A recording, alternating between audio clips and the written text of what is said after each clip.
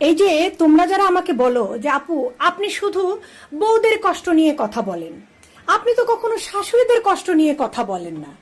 শাশুড়িদেরও তো অনেক কষ্ট আছে, তাই না? শুধু যে বউরা অন্যায় করে তা তো না। তো বন্ধুরা, আজকে আমি তোমাদেরকে শাশুড়িদের একটা খুবই বড় কষ্ট নিয়ে কথা বলবো।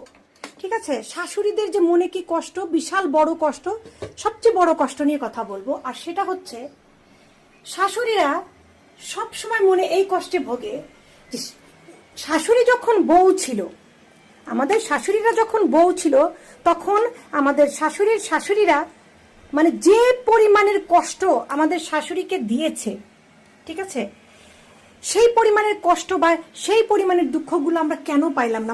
আমরা কেন এত আরামে আছি আর কি? এত আরাম আল্লাহ আমাদেরকে দিছে।